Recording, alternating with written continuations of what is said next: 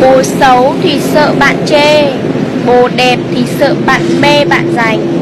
Thế nên em mới phải đành làm thân gái ế dành bố bạn em. Anh viết lên câu ca và giọng nói trên đường. Nhẹ nhẹ nhẹ nhẹ nhàng cơn gió. Diều chỉ bay khi trời có gió, anh chỉ cười khi cô gái đó là em. Where is your love?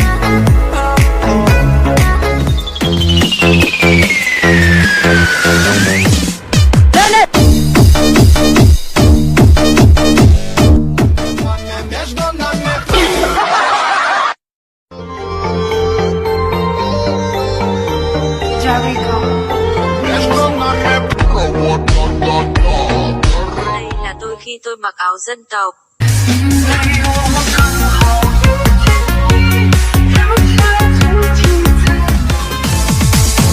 红色彼岸花，花瓣遍地撒，谁会在乎他在哭泣呀？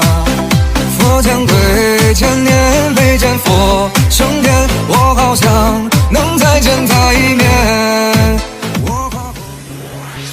Người đẹp nhất về đêm, người đẹp nhất vẫn là người hay cười. Đi đâu cũng nhớ về em, cho dù là ở chốn đông người. มองดูคนมากมายสลับกันไปกับมองตัวเองยิ่งมองดูก็ยิ่งสงสัยว่าทำไมเขามองดูคนมากมายสลับกันไปกับมองตัวเองยิ่งมองดูก็ยิ่งสงสัยว่าทำไมเขา Biết điều tôn trọng người lớn đấy là kính lão đắc thọ. Biết điều tôn trọng người lớn đấy là kính lão đắc thọ. Có rong ở má thì chỉ mà có giờ là từ xưa chưa có từ có gì nữa cũng chỉ có gì cả.